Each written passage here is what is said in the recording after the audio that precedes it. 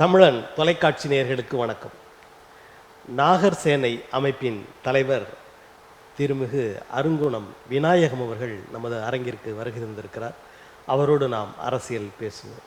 ஐயா வணக்கம். ஐயா வணக்கம். ஐயா நாகர் சேனை, நாகர்னு சொல்லும் போதே தமிழர்களுடைய பூர்வ குடின்ற மாதிரி ஒரு நினைவு வருது. இந்த பெயர் ஏன் வைத்தீர்கள்? தமிழருடைய அடையாளம் தான், தன்னுடைய வரலாறு தான். இந்த அமைப்பு தொடங்குவதற்கான காரணங்கள் பூர்வகுடி மக்களுடைய கல்வி, மண், பொருளாதாரம், இடஒதுக்கீடு போன்ற உரிமைகளை பெற இந்த அரசிடம் போராட வேண்டியிருக்கு. அதனால தான் ஒரு அமைப்பு கட்டியிருக்கணும். அதுதான் நாகர் சேனை. எப்போது தொடங்கப்பட்டது? இது 2008 தொடங்கப்பட்டது. இப்போ நீங்கள் பேசும்போது இந்த அரசிடம், நீங்கள் அதுக்கு முந்தைய அரசுகள்லாம் எல்லா அரசும் தான், இந்த அரசுகளிடம். இதுவரை நீங்கள் போராடி பெற்றவை எவை? போராடி பெறவே முடியல. போராட்டம் தொடர்ந்து கொண்டே இருக்கிறது, தொடர்ந்துன்னு இருக்குது. இந்த மண்ணுரிமைக்காக தொடர்ந்து போராடிருக்கிறோம். அரசு பஞ்சமநில மீட்பு மத்திய குழு போட்டிருக்கிறோம். எல்லாமே இந்த அரசு மெரிச்சு தள்ளுது. எதுவுமே இந்த பூர்வகுடி மக்கள் கையில் சேர விடவே இல்லை.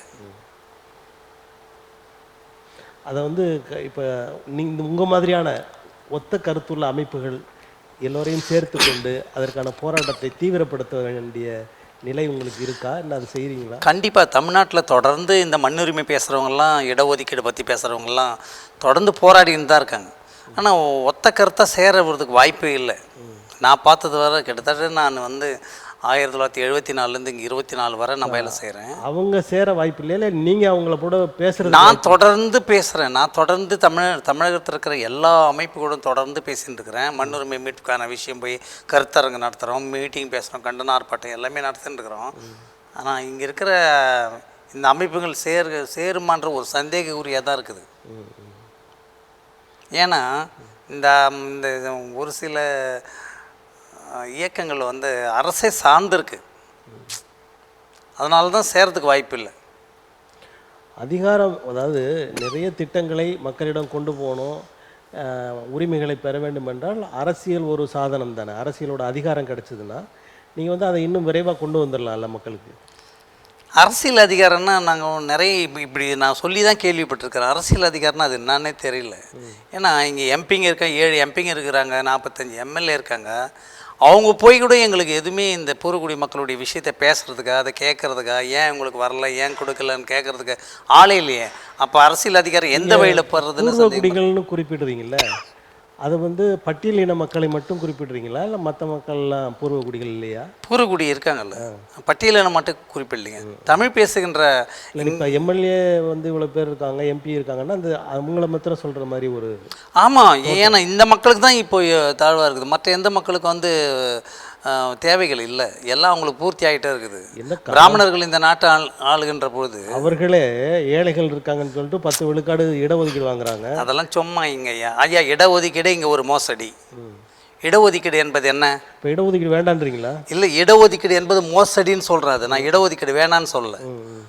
அப்போது இடஒதுக்கீடுன்னா வேலையில் மட்டும்தான் இடஒதுக்கீடா? அப்போ நிலமெல்லாம் ஒரே ஆள் எடுத்துக்குவாங்க, இங்கே இருக்கிற பொருளாதாரத்தை ஒரே ஆள் எடுத்துக்குவாங்க, அரசியல் முழுக்க எடுத்துக்குவாங்க. உழைப்புன்னு ஒன்று இருக்குல்ல, என்ன அதாவது உழைச்சிருக்காங்க. நிலம் இல்லாத உழைப்பு அது எங்கே இருக்குது? இப்போ நான் விவசாய குடும்பத்தில் பிறந்தேன். எனக்கு நிலம் இல்லாத, என்னை சார்ந்த ஒரு நிலம் இல்லாத நான் எப்படி இந்த எல்லா மக்களோட சராசரி மனிதனை வாழ முடியும்? இடஒதுக்கீடு இங்கே பொய் தானே. இங்கே நிலம் வாங்கக்கூடாது அப்படின்லாம் இல்லையே. நிலம் தரலையே. நிலம் எங்களுக்கு கொடுத்த நிலத்தை வெள்ளைக்காரன் பேர்லேருந்து இன்னி வரை கொடுத்த ஒரு 19 லட்சம் ரூபாய், 19 லட்சம் ஏக்கர் நிலத்தை பிடுங்கி வச்சுருக்குது இந்த அரசு. இந்த ஆண்ட சாதிகள்லாம் மாற்றி மாற்றி மாற்றி அவங்க அதிகாரத்தை பயன்படுத்தி பிடுங்கி வச்சுருக்காங்களே, அதை தான் நம்ம சொன்ன பஞ்சம நிலன்னு சொல்கிறோம். அதையே தரலையே எங்களுக்கு. இங்கே நில பங்கீடு நடந்திருக்கு. அந்த பங்கீடுலே இங்கே இருக்கிற பூர்வகுடி மக்கள் எங்கே பங்கு கிடைச்சிருக்கு? இப்போ ஒரு ஊர் இருக்குது, ஒரு ஊரில் 100 பூர்வகுடி மக்கள் இருக்காங்க, வேறு ஆள் ஒரு 2 பேர் இருக்காங்க. 2 பேர் கையில் தான் அந்த நிலம் இருக்குது, 100 பேர் கையில் இல்லை நிலம். அப்போ எப்படி உங்களுக்கு இடஒதுக்கீடு? அது என்ன இடஒதுக்கீடு? இன்னி வர சொல்கிறாங்க இடஒதுக்கீடுன்னா ஒரு 100 இடம் இருந்தால் வேலை வாய்ப்பில் அதில் இப்போ 190, 100ன்னா 18 18% 18 + 19% வந்து எஸ்சி மக்களுக்குன்னு சொல்லுங்களேன். மீதி யாருக்கு? மீதி 82% யாருக்கு? மற்றவங்களுக்கு. மற்றவங்களாம் இந்த நாட்டை ஆள்றாங்க. இந்த நாட்டில் இருக்கிற எல்லா நிலங்களும் வச்சுருக்காங்க. இந்த நாட்டில் இருக்கிற எல்லா அதிகாரத்தையும் அவங்க கையில் இருக்குது. அப்போ அவங்க கையில் மொத்தமாக இருக்கும்போது இந்த 18%லே தரல எங்களுக்கு.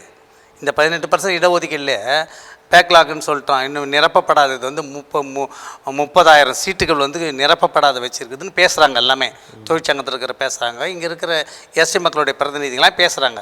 அப்போது 100 சீட்டில் வந்து எங்களுக்கு 20 வச்சுங்க, 80 நீ ஃபில் பண்ணிக்கணும். எங்களுக்கு 20 ஃபில் பண்ணவே இல்லை. அதனால் அந்த 20 ஃபில் பண்ணால் தான் இன்றைக்கி 30,000 சீட்டு சொல்கிறாங்க. அப்போது 80 சீட்டை நீங்கள் 30,000க்கு ஃபில் பண்ணிக்கிறீங்கள, அப்போ இது நியாயமான இடஒதுக்கீடா? இது சொல்லுங்கள். இந்த இடஒதுக்கீடு மக்கள் பாதிக்கப்படுறதை விட ஓபிசி என்று சொல்லப்படுகிற இதர பிற்படுத்தப்பட்டவர்கள் நிறைய பாதிக்கப்பட்டிருக்காங்க. ஓபிசி கையில் என்ன இருக்குது? சாதி அடையாளம், சாதி உயர்வு இருக்குது அவங்க கையில், நிலம் இருக்குது. எஸ்சி கையில் இருக்கா? இல்லை எஸ்டி கையில் இருக்குதா? சொல்லுங்கள். இல்லை, இப்போ இன்னொரு கருத்தும் சொல்கிறாங்க. என்னன்னு கேட்டிங்கன்னா, நிலம் இருந்தது, ஆனால் உழைப்பதை விட்டுட்டு சோம்பேறித்தனமாக இருந்துட்டு அந்த நிலத்தை விற்று காசை வாங்கி அதை சாப்பிட்டுக்கிட்டு இருந்ததுனால தான் அவங்களுடைய நிலம் எப்படி இருக்குன்றாங்க. இன்னையெல்லாம் எங்கே சார் இருந்தது? எங்களுக்கு வெள்ளைக்காரன் இங்கே இருந்து கொடுக்கும்போது மற்ற சாதிக்கு 100 ஏக்கர் கொடுத்துருக்கானா, எங்களுக்கு 5 ஏக்கர் தான் கொடுத்துருக்குறான். ஒரு ஊரில் நீங்கள் பகிர்ந்து பாருங்கள். டிகேடி நான் அதை வந்து பிஹெச்டி லெவலில் இருக்கிற நிலம் சம்மந்தமான விஷயத்தில் அப்படி ஒன்று இந்த மக்களுக்கு கண்ணை முடிக்க நிலம் கொடுத்துடல. வெள்ளைக்காரன் இந்த மக்களுக்கு நிலம் கொடுக்கும்போது அந்த நிர்வாகத்தில் வந்து எஸ்சி அல்லாத ஆளுக்கு தான் அங்கே நிர்வாகத்தில் இருந்தாங்க. விஓவாக இருந்திருக்கிறாங்க, தாசில்தாராக இருந்திருக்கிறாங்க, எல்லாமே இருந்திருக்கிறாங்க. அவங்க எந்த நிலத்தையும் இவங்க கையில் சேர விடலை.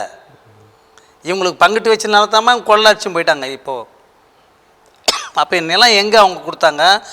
அந்த நிலத்தை விற்ற எவ்வளோ பெரிய இவங்களுக்கு கொடுத்த நிலமெல்லாம் வேல்யூபிள் இல்லாத இடத்தெல்லாம் கொடுத்துருக்காங்க. அது வேல்யூபிளை விற்கவே முடியாது, வாங்கவே முடியாது. நீர் பாசனம் அற்ற நிலம், மேட்டு பகுதியான நிலம், காட்டு பகுதியான மேடு கல் மோடு, அந்த மலை போன்ற பகுதியில் கொடுத்துருக்காங்க. அது யார் ஓடி வாங்கிடுவாங்க? அது எவ்வளோ விற்று இப்போ எடுத்துகிட்டு இருப்பாங்க? இவன் சொல்கிறதெல்லாம் பொய் தானே. இதற்காக தொடர்ந்து போராடுறீங்க? ஆமாம், தொடர்ந்து போராடி இப்போ கமிட்டி இருக்குது, கவர்மெண்ட் கமிட்டி. இந்த ஆட்சி வந்ததுலேருந்து நான் வந்து 15/8/10/2015 கமிட்டி போட்டோம். நானே கோர்ட்டில் போய் பேசி ஃபஸ்ட்டு கோர்ட்டில் அந்த கமிட்டி கான்ஸ்டியூட் போட்டோம். சென்ற ஆட்சியில் ஒரு மாதம் நான் உட்காந்து பேசுவோம். 9 ஐஏஎஸ்ங்களை போட்டு ஒரு வரைவை கொண்டு வந்தோம், சட்ட வரைவை. இந்த பஞ்சமநில பாதுகாப்புக்கு ஒரு வரைவை கொண்டு வந்தோம். அந்த வரைவு இன்னும் இருக்குது. இந்த ஆட்சி வந்ததுலேருந்து ஒரு நாள் கூட நாங்கள் உட்காந்து பேசவே இல்லை. யாருமே அந்த அதிகாரிக்கு எதுவுமே காதில் போட்டுக்கவே இல்லை இந்த விஷயமா. இப்போ இடையில் மது ஒழிப்பு, போதைப்பொருள் மது ஒழிப்பு மாநாடு அப்படின்னு ஒன்று நடத்த போகிறோம், எல்லோரும் வாங்க, அதாவது சாதி சமயம் சார்ந்திருக்கிறவங்க வர வேண்டாம், மற்றவங்கெல்லாம் வரலான்னு சொல்லி ஒரு வெளியாக பேசினார் விடுதலை சிறுத்தைகள் கட்சியோட தலைவர். அதற்கு பிறகு தமிழக முதலமைச்சர் தமிழ்நாடு திரும்பியதும் அவரை போய் பார்த்தாரு. அப்புறம் அது வேறு மாதிரி அமைதியாயிடுச்சு. இதை நீங்கள் எப்படி பார்க்குறீங்க இந்த அரசியல்? இதெல்லாம் எனக்கே தேவையில்ல விஷயம் சார். அது இப்போது காலம் முழுக்க மது விற்றுட்டு சார் எப்படி சார் நிறுத்த முடியும்? யார் கையில் மது ஆலையெல்லாம் யார் கையில் இருக்குது?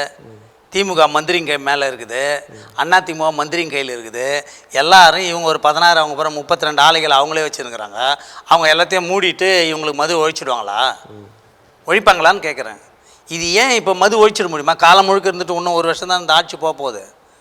இப்போ ஒழிச்சிடுவாங்களா இவங்கெல்லாம்? ஆட்சி போயிட போகுதுன்றீங்களா? அடுத்து வரமாட்டாங்களா? இப்போ தெரில. இந்த ஆட்சி முடிய போகுதுன்னு சொல்கிறான். அது அவங்க வந்தான்னா வராவிட்டேன்னு எட்டி பழுத்தான்னா ஈயாதான் வாழ்ந்தான்னா இந்த மக்களுக்கு என்ன? நீங்கள் வந்து அரசியல் அதிகாரம் என்னன்னே தெரியலன்றீங்க. ஆனால் உங்களோட போராட்டங்களை அரசுக்கிட்ட தான் சொல்கிறீங்க. அரசு எங்களை வந்து கூப்பிட்டு பேசலைன்றீங்க. பேசலையே. அப்போ அந்த அதிகாரன்றது உங்களுக்கு தெரியலையா? அது இல்லையே, பேசலையே. அந்த அரசு வந்து அதிகாரம் எனக்கு பேசலைன்றது ஒத்துக்கிறேன். அந்த அரசியல் அதிகாரன்றது ஒரு இடத்துல இருக்குது, அந்த அதிகாரத்தோட நிலை என்னன்றது உங்களுக்கு புரியலையா? அப்போது சார் இருக்குது சார். அரசு வந்து ஒரு பொதுவான விஷயத்தை நீங்கள் பிடிங்க வச்சுக்கிட்டு எனக்கு எப்படி கிடைக்கும்? ஏன்னா நான் வந்து அதை யூஸ் பண்ணி பார்த்தா தானே எனக்கு தெரியும். ஒரு பொதுவான பொருளை சார் நீங்களே தூக்கி வச்சுக்குவீங்க, அப்போ எங்களுக்கு எப்படி கிடைக்கும்? அது அந்த பொருளோட நுகர்த்தன்மை எங்களுக்கு தெரியும், அனுபவத்தை எப்படி எங்களுக்கு தெரியும்? அது அப்போ நீங்கள் வந்து அந்த அதிகாரத்துக்கான இடத்துக்கு வரணும்ல. எப்படி? அதாவது நீங்கள் ஒன்றுமே முயற்சி பண்ணி மாட்டீங்க, நீங்கள் கொடுங்கன்னு சொன்னால் என்ன சார்? இப்போ நீங்கள் விடுதலை சிறுத்தை இப்போ திருமாவளவன் சொல்கிறீங்க, அவர் இன்றைக்கி கூட்டினா 10 லட்சம் பேரை கூட்டுறாரு. என்ன அவர் சொன்னால் நடக்குதா? சொல்லுங்கள். எம்பி இருக்குது, எம்எல்ஏ இருக்குது, புரியுதுங்களா? அவரே வந்து அந்த அதிகாரம் பெற முடியாத லெவலுக்கு தானே இவங்கெல்லாம் தடுக்கிறாங்க. சரி, இப்போ நடக்கலைன்னு தெரியுதுல்ல, அதை எதுக்கு பேசிகிட்டே இருக்கீங்க? எப்படி சார் சொல்கிறீங்க? நடக்கலை. அதாவது திருமாவளவன் பெரிய ஒரு ஆற்றலாளர், அவருக்கு நிறைய ஆட்கள்லாம் இருக்காங்க, அவராலே பண்ண முடியல, நீங்கள் என்ன பண்ண போகிறீங்க? பண்ண முடியல. இந்த அரசு வந்து அவர் வந்து தலை தூக்க முடியாத பண்ணுது. அவர் பண்ணுவார். ஆனால் அந்த அரசு வந்து தலை தூக்க, நாங்கள் வந்து பூர்வகுடி மக்கள் எப்பவுமே அதிகாரத்தை வென்றெடுக்க கூடாதுன்ற நிலையில் தான் பண்ணுவாருன்னா பண்ணியிருக்கணும். நான் பொதுவாக சொல்கிறேன், தமிழர்கள் இங்கே ஆளக்கூடாதுன்ற ஒரு நிலை இருக்குது சார் தமிழ்நாட்டில். அந்த காலத்திலேருந்து தமிழன் யாருன்னா ஆண்டானா இந்த மக்களுடைய. எடப்பாடி ஆண்டார்ல, ஓபிஎஸ் ஆண்டார்ல. என்ன சார் அவங்க எடப்பாடி ஆண்டா? அவர் நேர் வந்து ஆண்டாரா? ஜெயலலிதா கீழே ஆண்டாரு. பிராமணர்களுடைய கையில் தான் சார் இவங்க மாட்டின்னு இருக்கிறாங்க. பிராமணர் இல்லாத ஒரு கட்சி இருக்கா தமிழ்நாட்டில்? அது ஆண்டுச்சா? அது ஆண்டா இந்த பூர்வகுடி மக்களை இப்போ சிந்திக்கும் சார். பிராமணர்கள் அங்கேருந்து இவங்க ஆட்டி வச்சுன்னு இருக்கிறாங்க. நான் இவங்க ஒன்றும் தனியும் ஒன்றும் செங்கோல் எடுத்துன ஆளவே இல்லை. இன்னும் யாருமே தமிழ்நாட்டில் ஒரு தமிழன் வந்து நிஜமாக ஆளவே இல்லை. அப்போ எப்படி வந்து தமிழர்கள் இங்கே வாழ முடியும்? நான் பியூர் தமிழர். எனக்கு தமிழ் தவிர வேறு மொழி இப்போ தெரியாது. பூர்வகுடி மக்கள் யாராக இருந்தாலும் சொல்கிறேன், தமிழ் தவிர வேறு மொழியே தெரியாது. இங்கே இஸ்லாமியர் இருப்பாங்க, இஸ்லாமியும் பேசுவாங்க, தமிழும் பேசுவாங்க. மற்ற நாக்கியர் இருப்பாங்க, தமிழ் பேசுவாங்க, தெலுங்கு பேசுவாங்க. அது மாதிரி நாயுடு இருப்பாங்க, தெலுங்கு பேசுவாங்க. ரெட்டியார் தெலுங்கு பேசுவார், தமிழும் பேசுவார். இஸ்லாமியர்கள் வந்து தமிழர்கள் இருக்காங்கல்ல? இருக்காங்க. ஆனால் பெரும்பாலும் சொல்கிறேன் நான், இருக்கான் பேசுவாங்க. ஆனால் இங்கே இருக்கிற தமிழ் குடி வாழறதுக்கு என்ன வழி? எல்லா நிலங்களும் இன்றைக்கி யார் கையில் தெரியுமா இருக்கு? 90% தெலுங்குக்காரன் கையில் தான் இருக்குது. குறைய சொல்லிக்கிட்டே இருக்கீங்க. இல்லை, குறை தீர்வு என்ன? தீர்வு என்ன பண்ண போறீங்க? இல்லை, நான் சொல்கிற குறை யாருமே சொல்லியிருக்க மாட்டாங்க. இங்கே தமிழ்நாட்டில் இருக்கிற எல்லா நிலம் யார் கையில் இருக்குது? மார்வாடி கையிலையும் தெலுங்குக்காரன் கையில் தான் இருக்குது. இதை சொல்கிறாங்க, சிலர் வந்து சொல்கிறாங்க. ஆனால் அதற்கான தீர்வு என்ன? எதை நோக்கி நீங்கள் பயணிக்கிறீங்க? அதை நான் வந்து நிலங்களை பகிர்ந்தளிக்கணுன்றதில் பயணிக்கிறேன். நான் நிலங்களை நான் தொடர்ந்து இந்த கவர்மெண்ட்டை சொல்லியிருக்கிறேன், மறுபடியும் அந்த ஸ்கீமில் கொண்டு வாங்க, நிலங்களை எல்லா சாதிக்கும் பங்கிட்டு கொடு. யார் இருக்கிற எல்லாம் நான் எஸ்டி மக்களுக்கு மட்டும் எஸ்டி மக்களும் சொல்லவே இல்லை, எல்லா சகத்தையும் பங்கிட்டு கொடு. ஏன்னா ஏற்கனவே பங்கிட்டுதெல்லாம் தோல்வி ஆகி போச்சுங்க. ஒரு சிலர் என்ன சொல்கிறாங்கன்னா, நாங்கள் கடுமையாக உழைச்சி சம்பாதிச்சு வச்சுருக்கிறோம், ஒரு குழுவினர் வேலையே செய்யாமல் இருக்காங்க, யாரோட நிலத்தை அவங்களுக்கு எப்படி கொடுக்க முடியும்னு கேட்குறாங்களே. நீங்கள் யார்? உங்களுக்கு ஏது நிலம்? உங்களுக்கு ஏது சார் நிலம்? உங்களுக்கு எப்படி வந்தது? நான் இந்த பூமியில் பிறந்தேன், என் பாட்டெல்லாம் பிறந்தான். இல்லை, நீங்கள் ஒன்று புரிஞ்சுங்க, அதாவது உழைப்பின் மூலமாக அவங்க செல்வத்தை பெருக்கலாமா? முடியாது. இல்லை, நீங்கள் உழைப்பின் மூலம் பெருக்கிறது இல்லை, எல்லாமே வந்து செட்டில்மெண்ட்டில் கொடுத்த நிலம் தான். நீங்கள் உங்கள் அம்மா இப்போ உங்கள் ஆதியில் கிடையாது, பரம்பரை கிடையாது, எல்லாமே வெள்ளைக்காரன் கொடுத்தான். அதுக்கு பிற்பாடு இந்த ரெஜிமெண்ட் வந்து நம்ம இந்தியாவில் சுதந்திரத்துக்கு பிற்பாடு இவங்க பங்கிட்டு கொடுத்தாங்க நிலமெல்லாம். யாருடைய சொந்த நிலம் இந்தியாவில் யாருக்குமே கிடையாது. அதில் பிடிங்கி வச்சுக்கிட்டு தான் எந்த இவ்வளோ பிடிங்கன்னு அரசு நிலத்தை பிடிங்கி தான் இவ்வளோ கோடீஸ்வரன் ஆனது இவங்கெல்லாம். இவங்களுக்கு எப்படி வருது? உழைக்காதவன் நாங்கள் 24 மணி நேரம் உழைச்சிருக்கிற பூர்வகுடி மக்களுக்கு ஒன்றுமே கிடையாது. நீங்கள் உழைப்பே இல்லாது எப்படி வந்தது உங்களுக்கு? மாட மாளிகை கூட கோபுரம் கம்பெனியெல்லாம் எப்படி வந்தது? உழைக்கின்ற எங்களுக்கு எதுவுமே இல்லை, நாங்கள் கையேந்திருக்கிறோம். சென்னை போன்ற பெருநகரெலாம் கிட்டத்தட்ட 48 லட்சம் பேர் நாங்கள் ஸ்லம் டெவலப்ஸை வந்து பிளாட்ஃபார்மில் படுத்துக்கிறோம். கண்ணகி நகரில் என்ன எடுத்து போய் கொட்டுறோம், பெரும்பாக்கத்தில் எடுத்து போய் கொட்டுறீங்க. அதெல்லாம் செய்ய சொன்னாங்களா? யார் விட்டுனாலும் நீங்கள் யார் சார்? நிலத்துக்கு அதிபதி நீங்களா? சொல்லுங்க, யார் அதிபதி? இந்த அரசு அதிபதி. இந்த அரசு சிந்திக்கணும், இந்த மக்களுக்கு நிலங்களை எடுத்து கொடுங்க. நாங்கள் எவ்வளோ நாளாக கத்திக்கின்னு இருக்கிறோம், கமிட்டி போட்டிருக்கிறோம். இந்த தமிழ்நாடு ஃபுல்லாக டெய்லி பஞ்சமி நிலத்தை பற்றி பேசிக்கிறாங்க, எடுத்து கொடுக்க வேண்டியது தானே. இப்போ அவங்க செய்யலை. என்ன பண்ண போகிறீங்க? எங்களுக்கான ஆட்சி வரும். இப்போ நாங்கள் ஒர்க் பண்ணின்னு இருக்கோம், எங்களுக்கான தமிழர்களுடைய ஆட்சி இங்கே வரும். கண்டிப்பாக எங்களுக்கு நிலங்கள்லாம் கிடைக்கும், அந்த உறுதியெல்லாம் எங்களுக்கு இருக்குது. ஆனால் கொஞ்சம் கால தாமதமாகும். இப்போ நீங்கள் உங்களது ஆட்சி வருவதற்கான வேலைகள்லாம் என்ன? எல்லாம் நடந்துன்னு இருக்குது சார். எல்லாருடைய மனக்குழம்பு. இப்போ நான் பேசுகிறேன்னா தமிழ்நாடு முழுக்க ஒரு ஒன்றியமாக சுற்றிட்டு பேசுகிறேன் நான். எங்களுக்கு இடஒதுக்கீடு 0 ஆகிடுச்சு, எதுவுமே கிடையாது. நிலம் 0 ஆகிடுச்சு. நாங்கள் 1 சென்ட் கையெழுந்துன்னு இருக்கிறோம். எங்களோட 19 லட்சம் ஏக்கர் எங்களுடைய சொந்த நிலம் இருக்குது. அரசு வேலைகள்லாம் நிறைய பட்டியலின மக்கள் தான் அதில் இருக்கிறாங்க. அரசு வேலைகள் கணக்கு எடுத்து பாருங்க. அப்போ பட்டியலின மக்கள் இருக்கும்போது ஏன் 30,000 சீட்டு வந்து பேக்லாகில் இருக்குது? எப்படி இருக்குது பட்டியல்? ஏன் நீ போடலை? முதல்ல எப்படி என்ன ஃபில் பண்ணாத நீங்கள் மட்டும் ஃபில் பண்ணிக்கிறீங்க? என்ன ஃபில் பண்ணாத நீங்களும் ஃபில் பண்ணாத இருந்திருக்கணும். நீங்கள் வந்து 30,000 பேருன்னா 100 பேருக்கு 20 பேர்னு வச்சுங்களேன். அப்போ நீங்கள் 100 பேருக்கு 30,000 பேருக்கு எத்தனை 1000 பேர் நீங்கள் வேலையில் இருக்கிறீங்க. நாங்கள் எப்படி வந்துட முடியும் உள்ள? நீங்கள் தான் பேக்லாக் வைக்கிறீங்களே எங்களை. சார் ஒரு இடஒதுக்கீடு சார் 10 வருஷத்துக்கு முன்னே ஒருத்தனுக்கு இடம் 30 வருஷம் முன்னே பேக்லாக் இருக்குதுன்னு சொல்கிறாங்க. 30 வருஷம் முன்னே ஒருத்தர் வேலைக்கு போயிருந்தா இன்றைக்கி கலெக்டர் ஆகிருப்பான், இன்றைக்கி டிஆர்ஓ ஆகிருப்பான், அவனோட சர்வீஸ் வந்திருப்பான். அப்போ போயிடுச்சா? மறுபடியும் நாங்கள் 1ஆவதுலேருந்து படிச்சுன்னு போனோமா இடஒதுக்கீடில்? இப்போ உங்களுடைய இந்த குறைபாடுகளை, அதாவது உங்களுடைய தேவைகளை எல்லாம் சரி செய்கிற மாதிரியான உங்கள் ஆட்சி வந்தால் பண்ண முடியும். அதுக்கு முன்னாடி எந்த கட்சி வந்தால் இதெல்லாம் சரி பண்ணுவாங்கன்னு நினைக்கிறீங்க? எனக்கு இந்த கட்சிக்கு மேலே எந்த நம்பிக்கையும் இல்லை. நான் எனக்கு தொடர்ந்து ஒரு 50 வருஷமாக நான் பார்த்துட்டேன். இவங்க வந்து அவங்களுக்கான விஷயத்தான் வராங்க. அவங்களுக்கு யாருமே நேர்மை இல்லை சார். இந்த ஆட்சியில் வந்து நேர்மை இருந்தால் பரவாயில்லையே, நேர்மையே இல்லையே. நேர்மை இருந்திருந்தால் ஒரு கோர்ட்டு வந்து ஒரு கமிட்டி போடுச்சு. அந்த கமிட்டி வந்து நிலங்களை எடுத்து மக்கள் கையில் ஒப்படைக்கணும்னு 6 வாரத்துக்குள்ளே ஒப்படைக்கணும்னு சொல்லுது. 9 வருஷம் ஆகுது, இன்னி வரை இவங்க பண்ணவே இல்லையே. அப்போ இந்த மக்களை பற்றி அவங்க என்ன சிந்திக்கிறாங்க? மற்றவங்களாம் சொல்கிறாங்க சார் இவங்க தான் ஓட்டு போடு, அவங்களாம் ஓட்டு போடணும். எனக்கு அதுக்கும் உடன்பாடு இல்லை. எனக்கு இந்த திராவிட கட்சிக்கு மேலே எந்த நம்பிக்கையும் கிடையாது. இவங்களை நம்பின எல்லாம் நாங்கள்லாம் குட்டி சவரானதே போதும். என் பாட்டம் முப்பாட்டம் ஃபுல்லாக இதில் தான் இருந்திருக்கானுங்க. அப்போ இந்த திராவிட கட்சிகளை விடுத்து பாரதிய ஜனதா கட்சி வந்தால் சரியாக இருக்கும்னு நினைக்கிறீங்களா? அவனுங்க தான் இவனுங்களுக்கு தலைமை. அவனுங்களுடைய இயக்க தான் இவங்க இயங்குறாங்க. இங்கே அவங்கெல்லாம் நேராக துப்பை காட்டின தொண்டையில் வச்சு சொல்கிற மாதிரி நீங்கள் சொல்கிறீங்க கதையை. அவங்க தான் இடஒதுக்கீடுக்கே எதிரானவங்க, சமூக நீதிக்கே எதிரானவங்க. அவங்க வந்து என்ன பண்ண போகிறாங்க? யார் வரணும்? ஏதோ ஒரு இடத்த நோக்கி நம்ம போகலாம். இது சரின்னு வரும் சார். கண்டிப்பாக தமிழர்கள் கண்டிப்பாக வீழ்ச்சி எழுந்து ஒரு தமிழனை கொண்டு வருவாங்க சார். அப்போ கண்டிப்பாக அது யாருன்னு இன்னும் தெரியல. கண்டிப்பாக தெரியும். அவர் பிறந்து வருவாரா இல்லை பிறந்துட்டாரா? பிறந்துட்டாரு, பிறந்து அவர் ஓடின்னு இருக்கிறார் சார். யார் அவர்? ஆமாம், சீமான் போன்ற ஆட்கள்லாம் இங்கே வரணும் சார். ஆமாம், சீமான் போன்ற ஆட்கள்லாம் வரணும். ஏன்னா சீமான் போன்ற ஆட்கள்லாம் வந்து இங்கே இருக்கிற இயக்கங்கள்லாம் அரவணைச்சு அவங்க என்ன சொல்கிறாங்க ஏன் சொல்கிறாங்கன்னு அவங்க கண்டிப்பாக கேட்டு செய்வாங்க. எங்களுக்கு அப்படி ஒரு பார்வை தெரியுது எங்களுக்கு. இவனுங்கெல்லாம் நம்பி புரோஜனம் சார். நான் தான் சொல்கிறேன்னே, 10 லட்சம் சேர்ந்து ஒரு நாளைக்கு அப்படி கை தட்டினா நிற்கிற 10 லட்சம் பேர் நிற்கிற திருமாவளவனே இப்படி பண்ணுறாங்களே. இது எப்படி இவங்க இனிமேல் செய்வாங்க? சீமான் வந்து கட்சியில் இருக்கிறவங்களையே மரியாதை இல்லாமல் பேசுகிறாரு. அதெல்லாம் இருக்குது தான் சார். சரி, ஒரு குடும்பம்னா என்ன சார் செய்யும்? ஒரு குடும்பம்னா ஏற்கனவே கொஞ்சம் இருந்த அறிவாளிகள்லாம் வெளியில் போயிட்டாங்க. நிரந்தரமான சார் யாரும் அது இல்லாமல் கூட்டணின்னு ஒன்று சேர்த்து நீங்கள் வந்து அரசியல் அதிகாரத்துக்கு வரணும். இயற்கையாக பார்க்கும்போது எதுவும் மேடும் நிரந்தரமான மேடும் இல்லை, நிரந்தரமான பள்ளமும் இல்லை. ஒரு கூட்டணியோடு சேர்ந்து இல்லை இவர் தலைமை ஏற்று ஒரு கூட்டணியை அமைச்சு அந்த பொறுப்புக்கு வந்தால் இவர் சொல்கிறதெல்லாம் செயல்படுத்தலாம். ஆனால் இவர் வந்து பெட்டி வாங்கிக்கிறாரு, காசை மட்டும் வாங்கிக்கிட்டு தனியாக நிற்கிறேன் ஓட்டை பிரிக்கிறாரு. அதெல்லாம் ஒன்றுமே கிடையாது சார். அப்படின்னு பார்த்தா எவ்வளோ வந்து இப்போ எவ்வளோ எத்தனை % வந்துக்குது? எவ்வளோ சதவீதம் வந்துட்டு கூடினே தானே இருக்குது. மக்கள் சொல்கிற மாதிரி அவர் மேலே குற்றச்சாட்டு சொல்கிற மாதிரி அவர் சொல்கிற கருத்துக்களுக்கும் மக்கள் 35-40 விழுக்காடு வந்தால் தான் வெற்றி பெற முடியும்.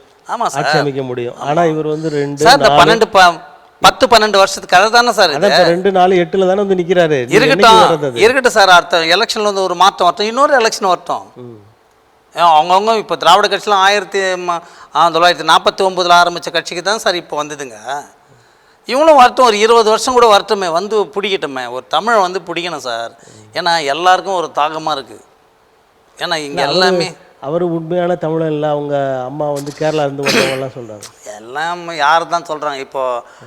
இப்போ தமிழனே இல்லாதவன் நம்ம தமிழ் இல்லைடா என்ன ஒத்துக்கிறானா? இப்போ தமிழனே இல்லாத தமிழ்நாட்டில் உலகினுக்கிறாங்களே, நீ தமிழனே இல்லை, நீ தெலுங்குக்கார, நான் ஒத்துக்கினானா? நான் இங்கே தான் பிறந்தேன், நான் தான் இந்த தமிழ்நாட்டே நான் தான் படிச்சேன். அந்த மாதிரி தான் சீமானுமா? அந்த மாதிரி தான் சீமானுமா? இல்லை சார், அவர் கொள்கை வந்து மக்களுக்கான இளைஞருக்கான நல்ல எடுப்பாக இருக்குது இந்த சமயத்தில். கண்டிப்பாக எதிர்காலத்தில் நம்ம இந்த திராவிட கட்சிகள்லாம் பேச்சு கேட்டு ஏமாந்தோமா அண்ணா? ஒரு 10 வருஷம் சார் ஒரே கொள்கையில் பயணிக்கிற கட்சி எதுவுமே இல்லை சார். சரி, நீங்கள் சொல்கிற சரி. இந்தியாவில் இப்போ தமிழ்நாடு தொடர்ந்து திராவிட கட்சிகளால் ஆளப்படுகிறது. இந்தியாவில் சொல்லத்தகுந்த முதல் 3-4 இடங்களில் எல்லா தொழில்கள்லையுமே, தொழிலில், கல்வியில், எல்லாத்துலேயுமே முன்னணியில் நிற்கிது. அப்போ திராவிட கட்சிகள் சரியாக ஆளலை நீங்கள் எப்படி சொல்கிறீங்க சார்? ஒரு கம்பெனி வச்சுட்டு இங்கே கம்பெனியில் வேலை செய்துட்டா ஆமாம் எல்லாம் இந்த நாடு வளமாக இருக்குதுன்னு அர்த்தமா? கம்பெனிகள் போகிறாங்கல்ல, மக்கள் வந்து இந்த 4ஆம் தர மக்கள் தான் அதுக்குள்ளே வேலை செய்கிறாங்க. அதாவது தொழில் மட்டும் இல்லைங்க, கல்வியிலையும் மற்ற கல்வியில் வந்து மற்ற வளங்கள்லையும் தமிழ்நாடு முன்னணியில் இருக்கு. அதை தான் சொல்கிறேன். வளங்கள் யார் கையில் இருக்குது? எல்லா மக்கள் கையிலும் இருக்கா? இல்லை கல்வி வந்து படிநிலையில் இருக்குது கல்விங்க. என்ன வெல்ஃபேர் ஸ்கூலில் எஸ்சி பசங்க ஃபுல்லாக வெல்ஃபேர் ஸ்கூலில் படிக்கிறான். இப்போ உங்கள் வாதத்துக்கே வந்துட்டோன்னா கூட ஒரு சில ஆட்களை வைத்தே முன்னணிக்கு வர முடிஞ்சிருக்கேன்ற. சார் ஒரு சிலர் தானே நீங்கள் வரணும்னு சொல்கிறீங்க. இங்கே லட்சம் வரணும்னு சொல்லலை, ஒரு சிலர் தான் நீங்கள் வந்திருக்காங்க. அப்படி இங்கே எஸ்சியில் வந்தால் ஒரு சிலர் வந்துடுறான், ஒருத்தர் ஒரு ஐஏஎஸ் வந்துடுறான், ஒரு ஐபிஎஸ் வந்துடுறான். இந்த சமூகம் வாழ்ந்துருச்சா சொல்லுங்கள்? கல்வியில் வந்து 4ஆம் தர கல்வியும் எஸ்சி மக்கள் பெறுறாங்க. மீதி ஸ்டேட் சிலபஸ்ன்றான், சென்ட்ரல் சிலபஸ்ன்றான், இன்டர்நேஷனல் அதில் அங்கே போயிருக்காங்களா? இவங்க காலை தொட்டிருக்காங்களா சொல்லுங்கள்? ஒரு சமூக நீதியான நாட்டில் உலக அளவில் தமிழ்நாடு கல்வி நீங்கள் உலக லெவலில் சொல்லுங்கள் சார். இங்கே உள்ளே இருக்கிற வாழ்ந்தானா இன்னும் பிளாட்பாரத்தில் தானே இருக்கிறான். இருக்கிறவங்க அங்கெல்லாம் போயிருக்காங்க, தமிழர்கள் போயிருக்காங்க, நாசால வேலை செய்கிறாங்க. பெரிய நாசால யாரும் வேலை செய்யறது? இங்கே ரெண்டாக பிரித்து பாருங்க. இங்கே ரெண்டாக நீங்கள் பிரிக்கணும். இங்கே 2 இந்தியாவாக இருக்குது தெரியுங்களா? ஒன்று சேரி மக்களாண்ட ஒரு இந்தியா இருக்குது, ஊர் ஆள் கையில் ஒரு இந்தியா இருக்குது. இங்கே சேரி சுடுகாடுன்றான், ஊர் சுடுகாடுன்றான், சேரி ரோடுன்றான், ஊர் ரோடுன்றான், சேரி டேங்குன்றான், ஊர் டேங்குன்றான். எது சார் இங்கே ஒன்றா இருக்குது? வாழ்விடம் வேறு, வளங்கள் வேறு, எல்லாமே வேறு வச்சுக்குது. இங்கே சமூக நீதி ஒன்றா இருக்குது. எனக்கு வந்து தமிழ்நாடு ஒன்றா இருக்குது, நல்லா வாழறோம், நல்லா வாழ்ந்துன்னு சொன்னால் என் வயிறு ரொம்ப போதா சொல்லுங்கள்? இல்லை என் நிலம் வந்துட போதா? இல்லை எனக்கு இடஒதுக்கீடு வேலை வந்துட போதா? நீங்கள் செக்ரட்டரியில் கணக்கு போடுங்களேன், தமிழ்நாட்டில் கணக்கு போடுங்க, மக்கள் தொகையில் போடுங்க. நாங்கள் ஓட்டர்ஸே 2.25 கோடி பேர் இருக்கிறோம், ஓட்டர் போட்டுனுக்குறோம். இன்றைக்கி அந்த கணக்கிலே சென்சஸ்லேயே எங்களுக்கு கம்மியாக காமிக்கிறாங்க. நீங்கள் நாட்டுப்புறம்லாம் போய் பார்த்தீங்கன்னா ஒரு 2 பேர் குடியானவங்க இருப்பான், ஊர் ஆளுங்க. சேரிகள் வந்து 300 வீடு 400 வீடு இருப்பாங்க. அப்போது இது முழுக்க கணக்கு பண்ணி பாருங்களேன், நீங்கள் 60% வரை இருப்பாங்க. இவங்க சேரியே இல்லாத ஊர்கள் இருக்கத்தானே செய்யுது. எங்கே இருக்குது காட்டுங்க. நீங்கள் பார்க்கவே முடியாது. சேரி ஊரே இல்லாத சேரிகள் இருக்குமே தவிர, ஆனால் சேரியே இல்லாத ஊரை காட்டவே முடியாது எங்கேயுமே. நீங்கள் தமிழ்நாட்டில் எவ்வரி ஒன்றியமாக நான் பார்த்துருக்குறேன். சேரி மக்கள் வந்து அடர்த்தியாக இருக்கிறாங்க சார். இப்போ சென்னையில் இருக்காங்களே, 14 அடுக்கு இருக்கிற 2 ஓனர் இருப்பாங்க, பொண்டாட்டி புருஷன் இருப்பாங்க, கீழே வாட்ச்மேன் இருப்பார். அதுக்கு கீழே ஃப்ளாட் படத்தில் எவ்வளோ இது படுத்துருப்பான் தெரியுமா? 200 பேர் படுத்துன்னு இருப்பான். நீங்கள் எதை வச்சு நீங்கள் கணக்கு போடுறீங்க? இதை நான் தான் சொல்கிறேன். 48 லட்சம் பேர் இங்கே ஸ்லம் டெவலப்ஸ் இருக்கிறானுங்க, இந்த குடிசை மக்கள் இருக்கிறாங்க, பிளாட்ஃபார்மில் இருக்கிறாங்க. அந்த கணக்கு இருக்குதா? நாங்கள் எங்கே வாழ்ந்துட்டோம்? அப்போ சென்னை முழுக்க வாழ்ந்துருச்சா? கல்வியெல்லாம் வாழ்ந்துட்டா? அப்போ 48,000 பேர் இருக்கிறானே, இவன் எங்கே வாழறான்? இது சார் கீழே இருக்கிற வாழ்க்கை வச்சு தான் சார் தரத்தை நீங்கள் பிரிக்கணும். இப்போ பிளாட்ஃபார்மில் இருக்கிறவங்கலாம் பட்டியல் இனத்தவர்கள்னு சொல்லிட முடியுமா? மற்ற மக்களும் நிறைய பேர். நான் சாதியே சொல்லலை, பட்டியல் இனமே இல்லை. கிடக்கிறான் இல்லை, உழைப்பாளி தொழிலாளி கிடக்கிறான் இல்லை, அவனை வந்து மேலே தூக்கி கொடுத்த என்ன திட்டங்கள் இருக்குது உங்கள் கையில்? அவனை தூக்கி நிறுத்தும் போது தானே, அவனை சமப்படுத்தும் போது தானே. இப்படி தானே சார் இது? அவன் கீழே இருக்கிறான், நம்ம மேலே இருக்கிறோம். அவனை சமப்படுத்தும் போது தானே சமூக நீதி. ஆமாம். இப்போது இந்த மகளிர் உரிமை தொகை கொடுக்குறாங்க, அதெல்லாம் அந்த மக்களுக்கு கொடுக்காம மற்றவங்களுக்கு கொடுக்குறாங்க, எல்லாருக்கும் சேர்த்து தானே கொடுக்குறாங்க. அந்த மாதிரி திட்டங்கள் சார் மகளிர் உரிமை தொகை கொடுத்துட்டு 1000 ரூபாய் கொடுத்தா போதுமா? எங்கள் தேவை அவ்வளோதான் இருக்குதா? அந்த மக்களுக்கான 1000 ரூபாய் தான் தேவையில்லை. அதாவது எல்லாமே நீங்கள் ஏன் வந்து எங்களுக்கு வந்து சார் நாங்கள் ஒரே கேள்வி, நீங்கள் ஏன் ஃப்ரீயாக கொடுக்குறீங்க? என்ன விஷயம்? ஏன் ஃப்ரீயாக கொடுக்குறீங்க சார்? இங்கே ரேஷனில் அரிசி போடுறீங்களே, 88 ரூபா ஒரு கிலோ அரிசியினுடைய விலை. அது எவ்வளோ? நெல் வாங்கி அதை அவிச்சு அதை குத்தி ரேஷன் கடைக்கு எடுத்துன்னு வந்து 88 ரூபா அது. ஆனால் அந்த நாற்றம் அடித்து எடுத்துன்னு வந்து கொடுக்குறாங்க. அதை எடுத்துன்னு வந்து 5 ரூபாய்க்கு விற்கிறாங்க. வாத்துக்கும் கோழிக்கும் விற்கிறாங்க அந்த அரிசியை. ஏன் நல்ல அரிசி கொடுத்தாண்ணா? சரிப்பா, அந்த அரிசி நீ ஃப்ரீயாக தர வேணாம், கல்வி ஃப்ரீயாக கொடுத்துட்டு போ. அது அத்தனை கோடி கல்விக்கு செலவு பண்ணு, எதுக்கு எடுத்து நாற்று அரிசியில் போடுற? அப்போ எங்களுக்கு சேரவே கூடாதுன்றதுல நீங்கள் கரெக்டாக இருக்கிறீங்களா? இலவச கல்வியெல்லாம் இருக்கே உங்களுக்கு, உயர்கல்வியில் சில. என்ன சார் இலவச கல்வி எங்களுக்கு?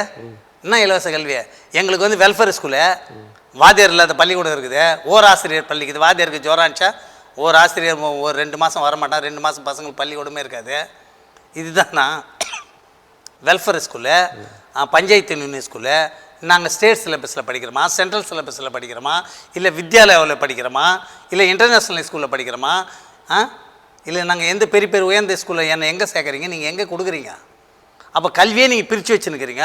வாழ்ந்துட்டுனா யாரை வச்சு சொல்கிறீங்க? இந்த பேண்ட் போட்டுன்னு பிளைனில் போகிறான்னு அவனை வச்சு சொல்லிக்கிறீங்க. நீங்கள் வாழ்ந்துட்டான். நாங்கள் எங்கே வாழ்ந்துருக்குறோம்? அதாவது தமிழ்நாட்டில் திருவள்ளூரில் எம்பியாக எலெக்ட் பண்ணாங்கல்ல சசிகாந்த் அவர்கள், அவர் வந்து ஆட்சித்தலைவராக இருந்தவர் தானே. ஆட்சி அதான் சார். இந்த மாதிரி நிறைய பேர் முன்னேறி போயிருக்காங்க. அவர் வந்து முன்னேறி எப்படி போனார்? அவங்க அப்பா ஜட்ஜியாக இருந்தார், அவரை படிக்க வச்சாரு, அவரு போறாரு, ஜென்ரலாக போய் படிச்சுன்னு போனார் அவரு.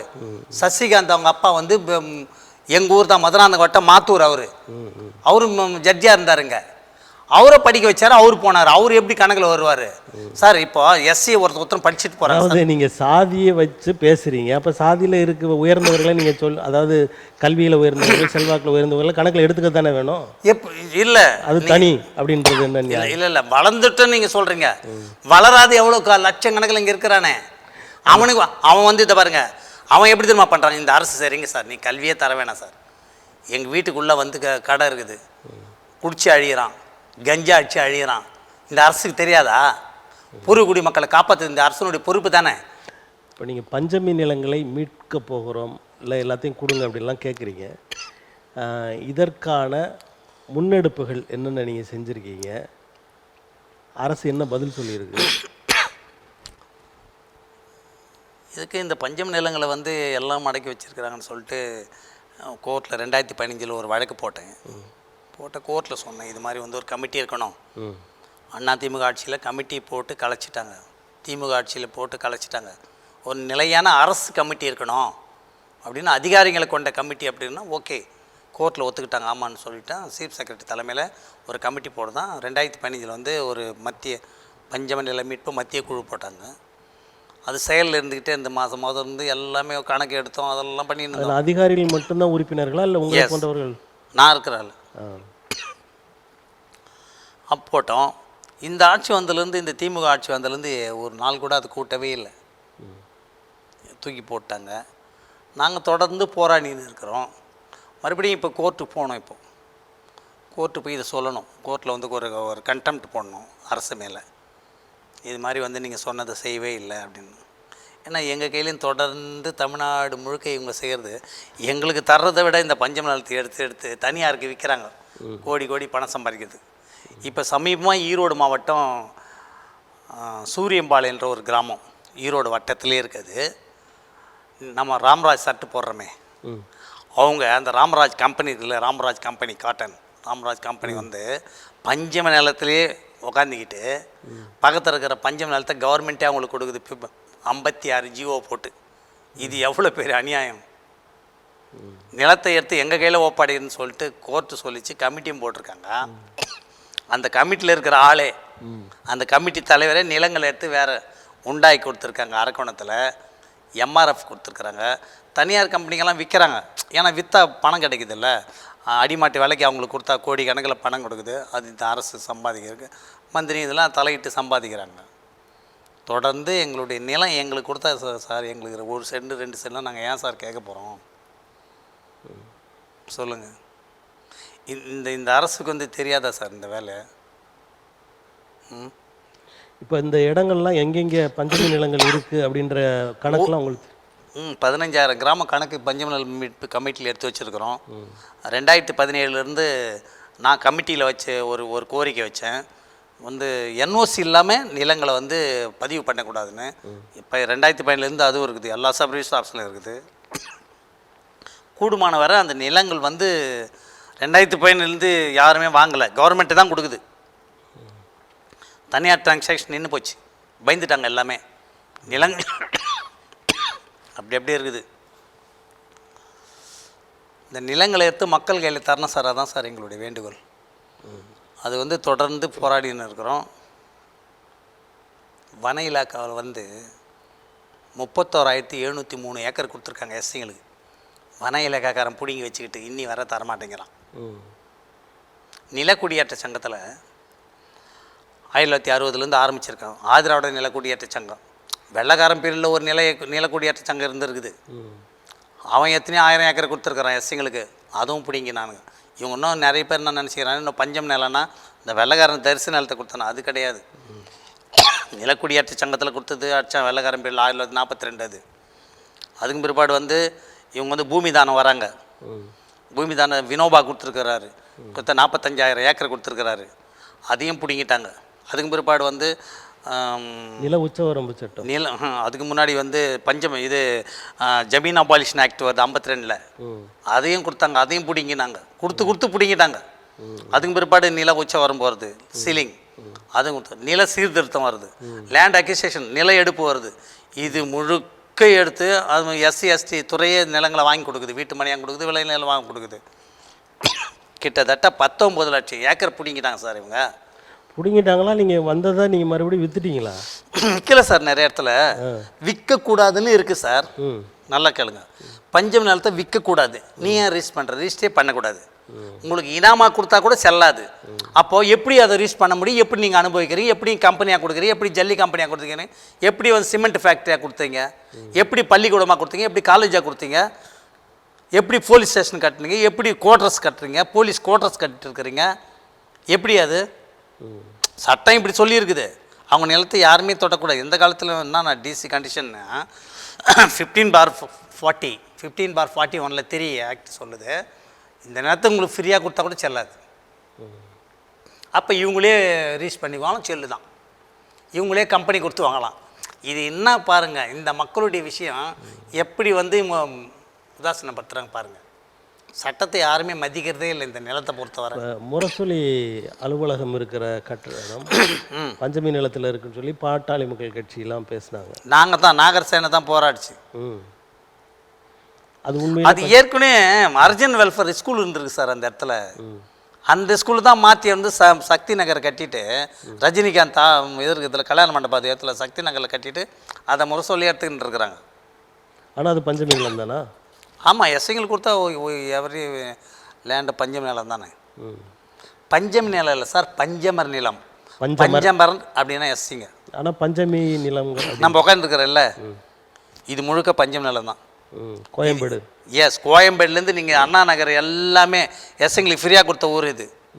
இங்கே தான் வந்து பஞ்சமர்னு ஒரு ஜாதி இருந்திருக்கிறான், பஞ்சமர் பறையன் இருந்திருக்கிறான். அப்போ இங்கே இருக்கிற கவர்னர் கேட்குறாரு, இந்த லேண்டு வந்து கொடுக்கும்போதெல்லாம் போய் நிற்குது, அவன் யார் அந்த ஜாதியை குறிப்பிடுன்றாங்க. ஏன் அவங்க ஆர்எஸ்ஆரில் ஜாதியை குறிப்பிட்றாங்கன்னா, சாதி குறிப்பிட்ட வைலேஷன் ஆகாது இல்லை. பெருமாள் பறையன், பெருமாள் சக்கிலி அப்படின்னு எழுதுகிறாங்க இங்கே. அப்போ மொதல் எழுதின ஊர்லாம் திருமங்கலம். இது முழுக்க வந்து இந்த கோயம்பேடு எல்லாமே டிசி லேண்டு தான். நீங்கள் எடுத்துன்னு நேராக போனீங்கன்னா அப்படியே அண்ணா நகர்னு எல்லாமே சேத்துப்பட்டு எல்லாமே டிசி லேண்ட் தான். அதாவது ஒரு குறிப்பிட்ட சமுதாயத்திற்கு ஒரு பெரிய நிலப்பரப்பை கொடுத்தாங்கன்னு சொல்ல வரீங்களா? அதெல்லாம் இப்போ ஏன் முன்னே எப்படி கொடுத்தாங்கன்னா, இது ஒரு சார் செட்டில்மெண்ட் வில்லேஜ்னு இருக்குது, எஸ்சி செட்டில்மெண்ட்டு எஸ்டி செட்டில்மெண்ட்டுன்னு. எஸ்டி செட்டில்மெண்ட்லாம் அங்கே இருக்குது எங்கள் மலை மேலே. நீங்கள் ஊட்டியெல்லாம் எஸ்டி செட்டில்மெண்ட்டே இருக்கும், ஒரு ஊரை கொடுத்துருவாங்க. அதை மாதிரி தமிழ்நாட்டிலே கொடுத்த எஸ்சி செட்டில்மெண்ட் ஊர் இது. இதை இப்படி கொடுத்தாங்க, அப்புறம் எடுத்துக்கிட்டாங்க, இல்லை விற்றுட்டாங்க இப்படிலாம் சொல்கிறீங்க. இதை தொடர்ந்து ஏன் நீங்கள் வந்து அதை எதிர்த்து போராடின்னு கோர்ட்லாம் போட்டிருக்கிறோமே, அவங்களுக்கே தெரியுது. இப்போது சார், இப்போது இந்த இடம் வந்து எந்தன்னு சொல்கிறேன், நீங்கள் வரீங்க, இப்போ பொதுவான நாள் கவர்மெண்ட் என்ன சொல்லணும், ஐயோ அவர் தானே விட்டு போன்னு சொல்லணும், நானே கேஸ் போட்டுன்னு கிடக்கணும். இது ஒரு 30-40 வருஷம் நானே செத்துடணும். அது மாதிரி இங்கே கதை. ஒரு பென்ஷன் கொடுக்குறானா எஸ்சி, இது என்னால் நான் பென்ஷன் கொடுத்து செத்துடணும். கலெக்டர் கண்டுக்க மாட்டார், ஆர்டிஓ கண்டுக்க மாட்டார், தாசில்தார் கண்டுக்க மாட்டார். இதாங்க நடக்குது. சரி, இப்போ இந்த அதிகாரத்தில் இருக்கிறவர்கள், அதாவது அலுவலர்கள், அவங்கெல்லாம் பட்டியலின மக்கள்லாம் இருப்பாங்கல்ல, அவங்க இதுக்கான ஏற்பாடுகள் கண்டுக்கவே மாட்டாங்க. அதை ஏன் கண்டுக்க மாட்டாங்க? கண்டுக்குன்னா மந்திரி பார்த்துன்னு இருப்பார். அடுத்தவொடனே அந்த அதிகாரி சொல்லுவான், சார் இவன் எஸ்சி விநாயகத்துக்கு ஒர்க் பண்ணுறான் சார்னா அவனை தூக்கி ஒன்றா சஸ்பெண்ட் பண்ணுவானு. இப்போ அமைச்சர்களும் பட்டியலின அமைச்சர்கள் இருக்காங்கல்ல, அங்கே யாருன்னே எனக்கு தெரியாது. இது வரை எஸ்சி மந்திரி யாருன்னே தெரியாது. அங்கே வாயே திறக்க முடியாது. அவங்களுக்கு என்ன வேலைன்னா, நல்லா கேட்டுங்க, எஸ்சி மந்திரிக்கு என்ன வேலைன்னா, ஹாஸ்டல்லே நடக்காது இருக்குது தமிழ்நாட்டில். கோடி கோடியாக பணத்தை எடுத்து கொடுக்கணும். தாட்கோ ஒதுக்குற பணம் எங்களுக்கு இன்னி வரை வரல, பேங்க்காரன் தரவே இல்லை, அதுவும் கோடி கோடியாக போயினுக்குது. எங்களுக்கு ரோடு போகிறதா சொல்கிறாங்க, 40 இன்ஜினியர் இருக்கிறாங்க ஆதிராவிட நலத்துறையில். இன்னி வரை தமிழ்நாட்டில் ஒரு ரோடு போடவே இல்லை. அவ்வளோ பணத்தை எடுத்துன்னு இருக்கிறாங்க. 40 இன்ஜினியர் இருக்கிறாங்க, அதுக்கு ஒரு தலைமை இன்ஜினியராக இருக்கிறாங்க. இந்த அநியாயம் இங்கே நடந்துன்னு இருக்குது. ஹாஸ்டலே கிடையாது பணம், தாட்கோ லோன் கொடுக்குறதுலே பணம். அவர் மந்திரி என்ன பண்ண முடியும்? என்ன பண்ண முடியும்? அவங்க கட்டுப்பாடு. இப்போ 44 எம்எல்ஏ எங்களுக்கு பயன்படுதா இல்லை எங்களுக்கு என்ன குரல் கொடுக்குறாங்களா? அதே மாதிரி தான் எல்லா கதையும் இங்கே நடக்குது. ஒரு எஸ்சி அதிகாரி ஒன்றுமே பண்ண முடியாது சார். அவன் போலீஸாக இருந்தால் கூட, போலீஸாக இருந்தான்னா எங்களை அடிக்கிறதுலேருந்து எஃப்ஐஆர் போலேருந்து அவன் தான். எஸ்சி தான் கொடுப்பான், அடிப்பான், என்னை காலை கட்டுவான், ஒட்டிப்பான், எஃப்ஐஆர் போடுவான். ஏன்னா அவர் சொல்லிவிடுவார், வேறு சாதி இந்த டிஎஸ்பி சொல்கிறார் அவன் அடின்னு. இவனுக்கு ஒரு வேலைக்காரன் மாதிரி இவனுங்கெல்லாம் அங்கே. இப்போ உங்கள் மக்களிடையே ஒரு விழிப்புணர்வு வேணும்னு நினைக்கிறீங்களா? கண்டிப்பாக. அந்த விழிப்புணர்வு வருவதற்கான வேலைகளை நீங்கள் செய்கிறீங்களா? கண்டிப்பாக. நான் பேசுகிறேண்ணா, இதெல்லாம் நான் எதுக்கு பேசுகிறேன், எனக்காக பேசுகிறேன். அவனுக்கு சூடு சொரணெல்லாம் வந்து இந்த மக்கள் தனி ஒரு அதிகாரத்தை இப்போ வந்து இவன் வரணும், இந்த அரசியல் கட்சியிலேருந்து வெளியே வந்து ஒரு தனி அதிகாரத்தை இவன் திரட்டணும். இந்த மாதிரி ஊடகங்களில் பேசுகிறதை தாண்டி நீங்கள் தனிப்பட்ட முறையில எல்லாம் இந்த மாதிரி கூட்டங்கள் நடத்தி நான் தொடர்ந்து போகிறேன். இப்போ கூட உங்களுக்கு போட்டிருக்கேன் நான் நினைக்கிறேன். நான் நேற்று போன வாரம் கூட பெரம்பலூர் எல்லா மாவட்டங்களையும் விழிப்புணர்வு கருத்தரங்கு நடத்துகிறேன். நான் நாகர் சேனை தொடர்ச்சியாக வேலை செஞ்சுருக்கு சார். ஒரு நாள் கூட ஓய்வு இருக்காது. இப்போ நடக்கிறதுனா அப்டேட் என்ன இருக்குது, நம்மளுக்கு என்ன வேணும், கல்வியில் நமக்கு என்ன முரண்பாடு, இடஒதுக்கீட்டில் இந்த அளவுக்கு சமுதாயத்துக்காக நீங்கள் செயல்படுறீங்க, உழைக்கிறீங்க. உங்களுக்கு அதாவது செல்வாக்கில் உயர்ந்தவங்க, பண வசதி படைத்த, சிங்கிள் டீ வாங்கி தர மாட்டாங்க சார். சிங்கிள் டீ வாங்கி தர மாட்டாங்க. ஆனால் அம்பேத்கரை பற்றி நான் பேசினேன், ஐயோ எங்கள் தாத்தா அம்பேத்கர் கையை புஷ்ணுன்னு வந்தான்னு சொல்லுவான். இந்த சாதியில் வளர்ந்தவன் ஃபுல்லாகவே எல்லாம் தலைவர்களாக தான் இருப்பாங்க. ஏன் இது மாதிரி இருக்குத 19 நான் எவ்வளோ கிட்டத்தட்ட 9 வருஷமாக கத்திருக்கிறேன். 19 லட்சம். நீங்கள் ஒரு தலைவராக தானே இருக்கீங்க, அது மாதிரி அவருக்கும். சார் நான் தலைவர் கிடையாது, நான் களப்பணியாளர், நான் தலைவர்லாம் இல்லை. ஆனால் உங்களோட கார்டில் தானே போட்டீங்க தலைவர். அப்படி நான் வேலை செய்யறதுக்கு ஒரு கார்டு வேணும் சார், எனக்கு ஒரு இயக்கம் வேணும். எனக்கு நான் இந்த மக்களுக்கு வேலை செய்யணும், அது ஒரு இயக்கம், ஒரு அடையாளம் தான். இன்னும் ஒரு தலைவருக்கு இல்லை, இன்னும் ஒரு இயக்கத்தில் நீ உங்களால் பணி செய்ய முடியலல்ல. திருமாவளம் கூட 11 வருஷம் இருந்தேன், பணி செய்தேன். கிட்டத்தட்ட நான் 50 வருஷமாக இயக்கங்களில் தானே வேலை செய்தேன். எங்கேயுமே எனக்கு வந்து ஒரு அந்த காட்சி தெரியல, எனக்கு இந்த மக்களுக்கு விடிவு கிடைக்கின்ற காட்சி தெரியல. அதனால தான் வந்து இது மாதிரி வந்து நானே வந்து போட்டு இப்படிலாம் இவ்வளோ வேலை செய்கிறேன். இப்போ உங்களுடைய ஆனால் ஒன்று மட்டும் சொல்கிறேன், நீங்கள் 125 வருஷம் வந்து மண் உரிமை வரலாறு நீங்கள் தேட வேணாம். நாகர் சேனை எல்லாத்தையும் எடுத்து வச்சுருக்குது, எல்லாம் ரெக்கார்ட் பண்ணிடுச்சு. கமிட்டி போட்டு இந்த கமிட்டி கலைக்கவே முடியாது. 5000 வருஷம் இந்த சட்டமன்றம் போது இந்த கமிட்டி இருக்கும். எவரி சீஃப் செக்ரட்டரி தலைமையில் மாறி மாறி மாறி உட்காந்துருக்கோம். நீங்கள் பெற்றுக்கலாம் நிலத்தை. நீங்கள் வந்து என் பேரனை வந்து நிலத்தை ரெக்கார்டு தேடின்னு போக வேண்டாம். 15000 கிராமத்தினுடைய ரெக்கார்டு வந்து மண்ணுரிமை பஞ்சமலை கமிட்டியில் எடுத்துன்னு வந்து வச்சுருக்கிறோம். எல்லா ரெக்கார்டும் எல்லாருக்கும் சரியான பாதுகாப்பு தேட்டம். முன்ன மாதிரி நீ போய் போலீஸ் மண்ணுரிமைனா போலீஸ் எல்லாம் எரிச்சிட்டு இல்லைன்னு சொல்கிறதுக்கு வழி இல்லையா? யாருக்கு? இப்போ நீங்கள் ரெக்கார்ட்ஸ் உங்கள்கிட்ட இல்லை, அவங்கள்ட்ட இருக்குது. என் கையில் இருக்குது, அவங்க கையில் இருக்குது சார். எதுவுமே ஏமாற்ற முடியாது சார். நீ எவ்வளோ ரெக்கார்டு முடிச்சுடு. கலைஞர் வரும்போது எல்லா ரெக்கார்டும் எடுத்து போயிட்டு டிஸ்ட்ரிக்டில் போட்டு டிசைட் பண்ணி விட்டார், டிசி லேண்ட்லாம். இப்போ நாங்கள் கண்டுபிடிக்காது போனோமா? அப்படி அழிக்கப்பட்டதெல்லாம் கண்டுபிடிச்சிட்டிங்க? ஆமாம் சார். அங்கே நிலம் இருக்குதுல்ல, அங்கே பூர்வகுடி மக்கள் சொல்லுவாங்க இது எங்கள் நிலம் எங்கள் நிலம் சொல்கிறாங்களே. அது எப்படி மக்கள் சொல்கிறது எப்படி உண்மை, அதாவது ஏற்றுப்பாங்க? ஆதாரம் சான்றிதழ் வேணும். எங்களுக்கு தெரியும் சார். எங்கள் அந்த அவன் காட்டுற இடத்துல இது எங்கள் நிலம் தான் எங்களுக்கு தெரியும் சார். பார்க்கும்போது நாங்கள் கண்டுபிடிச்சிடுவோம். அவன் ஒரு சர்வே நம்பர் அவன் சொல்ல வேணாம், இந்த இடத்த காமிச்சா நம்ம போய் பார்த்தோம் எல்லா ரெக்கார்டும் எடுத்துருவோம். நாங்கள் இப்போது எடுத்து நம்ம நிலம் தான். ஆர்எஸ்ஆர் எடுப்போம், செட்டில்மெண்ட் ரெக்கார்டு எடுப்போம், ஆர்எஸ்சிடி எடுப்போம், இப்போ உங்களுடைய டிகேடி எடுப்போம். உங்கள் சேனை வந்து நாகர் சேனை. ஆமாம், நாகர் சேனை நிலங்களை மீட்டெடுப்பதில் மட்டும் கவனம் செலுத்துகிறதா இல்லை வேற எதுவும்? எல்லாம் இடஒதுக்கீடு எல்லாம் அது கண்ணுக்கு எது படுதோ வேலை செய்து வைக்க. இடஒதுக்கீடுல என்னென்ன வரணும்னு நினைக்கிறீங்க? இல்லை இடஒதுக்கீடு வந்து இங்கே இல்லையே சார். இடஒதுக்கீடு இல்லையே. பன்னீர்செல்வம் பீரியடில் வந்து 140 பிஆர்ஓ போட்டாங்க, இடஒதுக்கீடு கிடையாது. அப்போ நீங்கள் எங்கே போய் தேடுவீங்க? என்ன சார் பறித்து வச்சுக்கின்னு வெளியே பண்ண சார் இடஒதுக்கீடு எவ்வளோ ஃபீல் பண்ணுறாங்க பார்த்தீங்களா? கவர்மெண்ட்டில் இடஒதுக்கீடு தான் இருக்குது, எல்லாமே தனியார் கையில் கொடுத்துட்டாங்க. எங்கே இடஒதுக்கீடு சார்? ஒரு 2013 சுப்ரீம் கோர்ட்டில் ஒரு ஆர்டர் போட்டாங்க, இந்த பெருக்கிற ஆளுக்கெல்லாம். என்ன பணியாளர் அவங்க கார்பரேஷனில் பெருக்கிறாங்களே, தூய்மை பணியாளருக்கு அவ்வளோ பெரிய ஜட்ஜ்மெண்ட் அது. சும்மா ஒரு பர்மனெண்ட்டை விட 10 மடங்கு அது சலுகை அவங்களுக்கு. இந்த கவர்மெண்ட்டுக்கு என்னத்த நான் பண்ணிச்சு? இந்த கவர்மெண்ட் கையில் வச்சுருந்தா தானே இவங்களுக்கு இதெல்லாம் செய்யணும். தனியார் கையில் கொடுத்துட்டு போய் பெருக்கிற வேலையை பார்த்தீங்களா? ஜட்ஜ்மெண்ட்லாம் உடஞ்சி போச்சு. நம்ம என்ன தான் ஜட்ஜ்மெண்ட் வாங்க வச்சா சார், இவங்களுக்கு இந்த மக்களோட நிலையை வாழ வைக்கணுன்ற ஆசையே கிடையாது சார். இவங்க ஏற்கனவே அறிவாளிங்க. இவங்க வந்து அதிகாரத்தில் வந்துட்டாங்கன்னா நம்ம வாழ முடியாது, நம்மளெல்லாம் தோண்டிடுவானுங்க அப்படின்ற மிரச்சலில் இருக்கிறாங்க இவங்கெல்லாம். நீங்கள் மொத்தமாக அறிவாளிகளாக இருந்து நிறைய உரிமைகளை இழந்து அறிவாளிகளாக இருந்து கூட சார் பொருளாதாரம் இல்லை, அரசியல் பலம் இல்லை, எதுலேயுமே பலம் இல்லையா சார்? அந்த பொருளாதாரத்தையும் அந்த அதிகார பலத்தையும் அறிவால வெல்ல முடியும். ஆமாம், அதை ஏன் பண்ணல? அது ஏன் முடியும்? அதை தான் நாங்கள் பண்ணு இப்போ ரெக்கார்ட் பண்ணின்னு வரமே. நாங்களும் என் பையன் விட போகிறதில்ல, என் பேரன் விட மாட்டான். இப்போது எங்கள் தாத்தா கத்தாலாம் அவங்களுக்கு தெரியாது இந்த பஞ்சு மேலே அது என்ன இவனை பிடிங்க வச்சிட்டாங்களே. இப்போ நாங்கள் எத்தனை கமிட்டி போட்டிருக்கிறோம், இது இருக்குது, இது எடுக்கக்கூடாது, இது எடுக்கணும் அப்படின்னு நாங்கள் நிற்கிறோம் இல்லைக்க. இன்றைக்கி எல்லா நிலையிலும் நாங்கள் வந்துட்டோம் சார், வழக்கறிஞர்களாக வந்துட்டோம். நானே வழக்கறிஞர்கள், நானே கோர்ட்டில் ஃபஸ்ட் கோர்ட்டில் போய் பேசுகிறேன். பஞ்சம் நிலத்தை பற்றி நானே தான் கமிட்டி போட்டேன், வக்கீல் வைக்கல. அப்போ நான் வரேன்ல, இப்போ இனிமேல் வந்து ஏமாற்ற முடியாது சார். அதுக்கு நம்ம வேலை செய்து வச்சுட்டு போனோம், நம்ம பேரனுங்களுக்கெல்லாம் வேலை செய்யணும். இப்போ திராவிட இயக்கங்கள் வந்து ஒன்றுமே பண்ணலை, ஒன்றுமே பண்ணலை. ஆனால் நீங்கள் வந்து நீங்களே வழக்காடுற அளவுக்கு உயர்ந்திருக்கிறீங்க. அது திராவிட அது அவங்களால இல்லை சார், இது நாங்கள் படித்தோம் சார். அவங்கண்ணா அவங்களுடைய சொத்தா சுகமாக இது, அவங்களுடைய திட்டமாக இது. அதில் இடஒதுக்கீடு மூலமாக இல்லை சலுகை மூலமாக நீங்கள் படிக்கலையா? பணம் நாங்கள் நான் என்ன சலுகையில் படிச்சிருக்கிறேன் நீங்கள் சொல்லுங்களேன். என்ன சலுகைன்னா என்னது? என்ன சலுகை? நான் 11th வரை படித்தேன். ஒரு தனியார் பள்ளியில் படிக்கணும்னா அதுக்கான கட்டணங்கள்லாம் இருக்குது, ஆனால் அரசு பள்ளியில் அதெல்லாம் இல்லை சார். அரசு பள்ளியில் நீங்கள் வந்து உங்களோட கடமை சார். அது திராவிட கட்சி மட்டும் இல்லை. அப்போ பக்கத்தில் ஆந்திராவில் படித்தான், அவன் இதில் படித்தான், கர்நாடகாவில் படிச்சுக்கிறான். அவன் எந்த திராவிடம் படிக்க வச்சுது? அவன் கடமை எனக்கு தண்ணி கல்வி எல்லாமே சமமாக கொடுக்கணும் ஒரு கடமை உன்னுடைய அரசு அமைப்பு சட்டத்தில் சொல்லுது. நீங்கள் சமமாக தரல, அது உங்களோட தப்பு. அது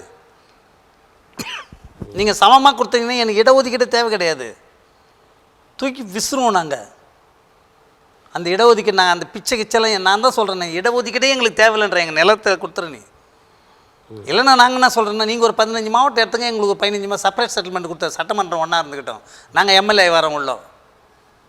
புரிதுங்களா? அப்படிதான் உங்களுக்கு தனி தொகுதிகள்னு பிரித்து அதை இல்லை, தனி தொகுதினா ஒரே சட்டமன்றம் உங்களுடைய கட்டுப்பாட்டில் தான் நாங்கள் வரோம். நீங்கள் 15 மாவட்டம் எங்கள் கையில் கொடுத்துட்டீங்கன்னா நாங்கள் எம்எல்ஏலேருந்து, நாங்கள் தோட்டிலேருந்து தலாரிலேருந்து நாங்கள் இருப்போம். நாங்கள் இருந்து சட்டமன்றத்தை மட்டும் ஒன்றா இருப்போம். அதாவது இந்த பட்டியலின மக்களை தவிர மற்ற மக்கள் எல்லாம் மக்களாக நீங்கள் பார்க்கலையா? நீங்கள் இருங்கன்றேன். எவ்வளோ பேர் இருக்காங்க சார் மக்களை பார்க்காதியா? இன்னும் நல்ல கேள்வி கேட்டீங்க. என்ன நீங்கள் பார்த்தீங்களா? எங்களுக்கு நிலத்தை பிடிக்கணும், எனக்கு நிலமே கொடுக்குறதில்ல, எனக்கு வாழத்த வழி இல்லை. நான் கூவத்தில் வாழறேன், இங்கே சென்னை போன்ற பெருநகரில் கூவத்தில் வாழறேன், நாட்டுப்பட்டில் கம்மாயில் வாழறேன், ஏரி புறமுகையில் வாழறேன், நீர்நிலையில் வாங்குறேன். நீங்கள் உடச்சி கடாசுறீங்க. இதை விட என்ன நீங்கள் எங்களை பார்த்தீங்களா? இந்த மக்கள் எங்களை எங்கே சராசரியாக பார்த்தான்? நாங்கள் உங்களுக்கு தானே ஓட்டு போட்டோம், வேறு யாருக்கு போய் போட்டோம் ஓட்டை? இப்போ தமிழ்நாட்டில் பட்டியலின மக்கள் எத்தனை விழுக்காடு இருக்கிறாங்கன்னு சார் இப்போ நான் என்னுடைய கணக்கு நான் பார்த்ததில்ல சார். 60 விழுக்காடு இருப்பாங்க சார். இங்கே எல்லா சாதிகளும் இங்கே 40 விழுக்காடு தான் இருப்பாங்க. இப்போ ஒரு ஊரில் எடுத்திங்கன்னா பட்டியலின மக்கள் 300 வீடு இருப்பாங்க. ஆனால் எல்லா சாந்தியும் சேர்ந்து ஒரு 50 வீடு தான் இருப்பாங்க. அதில் ரெட்டியார் இருப்பார், செட்டியார் இருப்பார், முதலியார் இருப்பார், வன்னியார் இருப்பார், எல்லா சாதியும் சேர்ந்து தானே ஒரு நீங்கள் நாங்கள் ஓடுமோ கும்பலாக இருக்கிறோமே தமிழ்நாடு முழுக்க. அதே மாதிரி தானே இந்தியா முழுக்க இருக்கிறோம். தமிழ்நாட்டை பொறுத்த வரைக்கும் 60 விழுக்காடு மக்கள் இருக்கிறோம் நாங்கள். ஆனால் கணக்கில் இவங்க காட்டுறதில்ல. சும்மா 25 இருக்கிறீங்க, 30 இருக்கிறீங்க, ஏமாத்துறது. அது ஏன்னா எங்களுக்கு அந்த இடஒதுக்கீடு அந்த எம்எல்ஏ ஒதுக்குறாங்கல்ல. இப்போது தொடர்ந்து நான் மதுராந்தகம் வட்டேன். நான் மதுராந்தகம் நகராட்சியில் இன்னி வர ஒரு எஸ்சி அங்கே வர முடியல. அப்போ நகராட்சி ஆரம்பித்து எவ்வளோ நாள் ஆகுது? எங்கன்னா ஒரு மூலையில் எடுத்து போய் போடுவான் எஸ்சியை. மெஜாரிட்டியாக இருக்கிற திருச்சியில் வர முடியாது, ஒரு எஸ்சி வர முடியாது, மெட்ராஸில் வர முடியாது. அப்படி மெட்ராஸில் வந்தால் கூட உங்கள் கண்ட்ரோலில் வச்சுன்னு பாக்கெட்டில் வச்சுக்கிங்க. நீங்கள் நாங்கள் வந்து அந்த செங்கோலை பிடிச்சின்னு ஆள் முடியுதா சொல்லுங்கள்? ஏன் அந்த பவரில் ஒரு இடஒதுக்கீடு பவரில் நான் வந்து ஆள முடியுதா? நீ தானே எனக்கு கையை பிடிச்சி கூட்டின்னு போகிற. அப்போ நீங்கள் கையை பிடிச்சி கூட்டும்போது எனக்கு 2 கால் இருந்த என்ன பிரயோஜனம்? அந்த இடஒதுக்கீடு இருந்த என்ன பிரயோஜனம்? அதாவது மற்றவர்கள் கொடுத்து நீங்கள் பயன்பெறக்கூடிய நிலையில் தான் இன்றைக்கும் இருக்கிறீங்க. ஆமாம், அதனால் ஒன்றுமே செய்ய முடியலன்றீங்க. செய்ய முடியலன்றதை மொத்தமே சார். நீங்கள் வாழ்வாதாரத்தை எல்லாமே பிடிங்கி வச்சிங்கன்னா நான் என்ன சார் பண்ணுறது? வெறும் ரோட்டில் மட்டும் ஓடிட முடியுமா? நான் விவசாய வாழ்வாதாரம் எங்கள் மக்கள் முழுக்க 75% விவசாயத்தில் இருக்கிறான். அவங்க கையில் நிலம் இல்லை, தொழிற்சாலை கூலிகளாக இருக்கிறான், முதலாளி இல்லை. நீ லோன் தரேன்ற தாட்கோலை அது எங்களுக்கு தரதே இல்லை. கோடி எடுத்துன்னு போகிறீங்க. எங்களுக்கு எல்லா சலுகையும் போட்டு தானே சார் எடுத்துன்னு போகிறீங்க. காட்டி தானே எடுத்துன்னு போகிறீங்க. இப்போ இதையெல்லாம் விட இந்த இடஒதுக்கீடு ஓரளவாவது கொடுத்துருக்காங்க, இதன் மூலமாக நாங்கள் பயன்பெற்றிருக்கோம். தயவு செய்து வேணாம் சார், எங்களுக்கு இடஒதுக்கீடே தேவையில்லை சார், தயவு செய்து வேணாம். எங்களுக்கு வந்து இப்போ வந்துட்டு எங்களுக்கு சார் நான் என்ன சொல்கிறேன்னா, இடஒதுக்கீடு வேணாம். 200 காலேஜுக்குதா, 1000 காலேஜுக்குதா, 200 காலேஜ் எங்களுக்கு கொடுத்துருங்க, நாங்கள் படிச்சுக்கிறோம். 4000 ஸ்கூல் இருக்குதா? இப்போ இதுக்கு ஒரு கணக்கெடுப்பு நிச்சயம் வேணும், சாதிவாரி கணக்கெடுப்பும் ஒன்று வேணும். ஆனால் ஒன்றிய அரசு அதை செய்ய மாட்டேங்கிறாங்க, செய்யலை இது வரைக்கும்.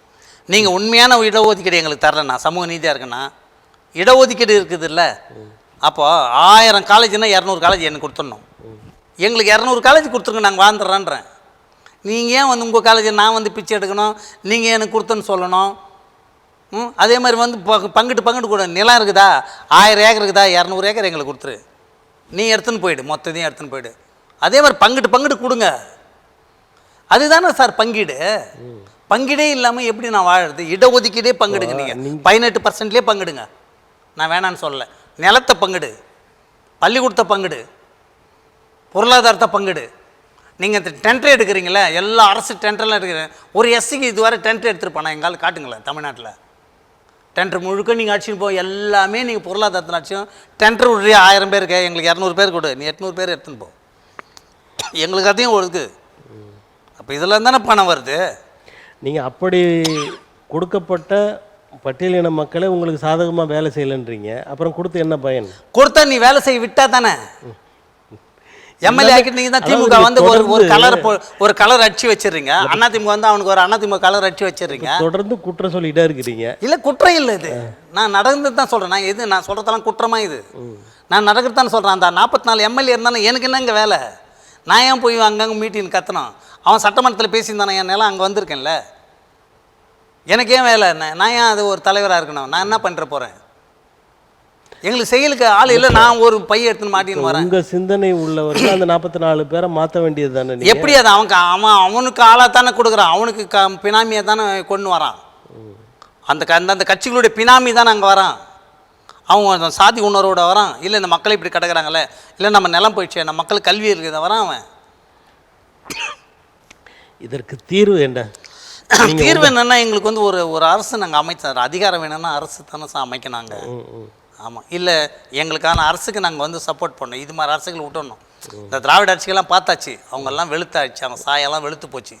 இனிமேல் ஒரு புதிய மாற்றம் காணணும், ஒரு புதிய போராட்டம் வந்து. இப்போ சார் இந்த தொலைக்காட்சி மூலயமா சொல்கிறேன், இந்த மண்ணுரிமைன்னா இது ஒரு பெரிய போராட்டத்தில் முடிய போகுது சார். இன்றைக்கி நான் இல்லைன்னா கூட என் பேர் அங்கே போராடி தான் சார் ஆகணும். எவ்வளோ நாள் அவன் இடம் இல்லாத வாழ்வான்? ஒரே ஊரில் ஒரு ஜமீனு, சூனாம்பேடு ஜமீன்னு ஒரு ஆள் 19 ஊரில் வச்சுக்கிறான், 2,000 ஏக்கரு. அப்போ உங்கள் நில நிர்வாகம்னா சொல்லுது 30 ஸ்டாண்டர்டு 15 ஸ்டாண்டர்டு ஏக்கர் வேறு வச்சுக்கூடாதுன்னு சொல்லுது. ஒரு நிர்வாகத்தை வச்சு இங்கே செயல்படலையா? செயல்படல. இப்போ வாண்டியார் சொல்கிறாரு, இப்போ போன வாரம் சொல்கிறாரு, நான் ஒரு ஊரில் மட்டும் 2000, அந்த ஊரில் ஒரு 2000, அந்த ஒரு 2000 சொல்கிறாரு. அப்போ ஒரு 10,000 ஏக்கர் அவர் சொல்கிறாரு. அப்போ உங்கள் நில நிர்வாகம் யாருக்கு செயல்பட்டுருக்குது? நான் வந்து நீர்நிலேருந்து என்னை உடைக்குது அந்த நில நிர்வாகம் வந்து. ஆனால் 10,000 ஏக்கர் ஒரு ஆளை வச்சிருக்க அனுமதிக்குது. அதுதான் உங்கள் திராவிட கட்சிகளுடைய வேலை. நான் வந்து நீர்நிலை கட்டக்கூடாது, உடனே உடச்சி எடுத்து கண்ணகி நகரில் கொட்டுறான், கார்பரேஷன் அள்ளி லாரியில் அள்ளின்னு போயிட்டு. இவன் 10,000 ஏக்கர் வச்சுக்கிறான். ஒரு ஜமீன் வந்து 40,000 ஏக்கர் ஃபாரினில் இருக்கிறான், அவன்லாம் இங்கே இல்லவே இல்லை. நிலத்தை வந்து ஏஜென்ட்டுக்கு விற்றுனுக்கிறான், கோடியாக விற்கிறான் இங்கேருந்து. ஆனால் அங்கே இருக்கிற மக்கள் உட்காரத்துக்கு இடம் இல்லை. அவன் ஏரியிலையும் கம்மாயிலையும் 1/2 சென்ட்டுக்கு இடம் கட்டுனுக்கிறான். தமிழக அரசு வீட்டு மனை கொடு, இது நியாயம் நடக்கலாமா? இல்லை ஒரு நில நிர்வாகம் வேணுமா நமக்கு? சார் 45,000 ஏக்கர் வந்து பூமி தானம் கொடுத்துருக்குது. இந்த மக்களாண்ட பூமி தானமே கிடையாது. ஆனால் பூமி தான இயக்கம் ஒன்று இருக்குது, ஒரு IAS தலைமையில் ஒரு 50 பேர் வேலை செய்கிறாங்க. அதே மாதிரி நில சீர்திருத்தத்தில் இருக்குது, அதுக்கு ஒரு தனி அதிகாரி. ஆனால் நில சீர்திருத்தம் மக்கள் கையிலே கிடைக்காது, அதில் எல்லார் கையிலையும் எடுத்துக்கிட்டானுங்க, கொடுத்தவங்க கையில் கிடையாது. அதுக்கு ஒரு நிர்வாகம், நில நிர்வாகம் இருக்குல்ல. அங்கே எது கேட்டாலும் கலெக்டருக்கு அனுப்புவாங்க, 5 வருஷம் பொறுத்து பதில் சொல்லுவாங்க, பதிலே சொல்ல மாட்டார் கலெக்டர். ஆனால் அங்கே ஒரு நில நிர்வாகம். இதுதான் இவங்களுடைய ஆட்சி, இதுதான் இவங்க அதிகாரம். அதில் நாங்கள் பென்ஷன் கொடுத்துட்டு 10 வருஷமாக சேர்த்துன்னு எங்கள் பஞ்சம நிலம் போயிடுச்சுன்னு அது ஒரு F செக்ஷன் ஒன்று இருக்குது, வாங்கி கட்டி வச்சுட்டு ஒரு 2-3 மாதம்னா அந்த அதே காணாங்க, அந்த பேப்பரே காணானுவாங்க. இதுதான் இங்கே இருக்கிற செயல்பாடுகள். அப்போ எப்படி இந்த மக்கள் வந்து சமமாக சமூக நீதியில் எப்படிங்க கிடைக்கும்? இப்போ இதற்கான தீர்வு உங்களை மாதிரி ஆட்கள் அரசு அதிகாரத்துக்கு ஆமா சார். இந்த இப்படி வரும் சார். இப்போ சோட்டிக்கினே வரும் சார், என் கையில் வரும் சார் ஆட்சி நீங்க அதிகாரம். சீமானம் வரணும்னு சொன்னீங்க. அவர் வந்து பட்டியல் இனத்தவர் இல்லையா? அவர் வந்து உங்களுக்கு எதிராக செயல்பட்டாருன்னா என்ன பண்ணுவீங்க சார்? அதெல்லாம் இனிமேல் யாருமே பண்ண முடியாது சார். ஏன்னா இந்த பட்டியல் உணவு வளர்ந்துக்கணும் அந்த அறிவாலே வந்துட்டானுங்க எல்லாமே நிறைய பேர். இப்போ எல்லாம் கேள்வி கேட்குற நிலையில் வந்துட்டு இப்போ நான் வந்து கேள்வி கேட்குறேன்ல, எங்கள் அப்பா கேட்டிருப்பாரா, இல்லை எங்கள் தாத்தா கேட்டாரா, இல்லை இன்னும் எங்கள் பெரிய தாத்தா நீங்க இத்தனை கேள்வி கேட்டோம், அரசு செயல்படலைன்றீங்களா? இன்னைக்கு செயல்படாது இருக்கு சார். நாங்க வச்சிருக்கிற ரெக்கார்ட் நாளைக்கு போராட்டம் வரப்போகுதுன்னு சொல்றேன். அப்ப எந்த கட்சி இந்த மக்கள் நில போராட்டம் வந்துடும் சார் கண்டிப்பா.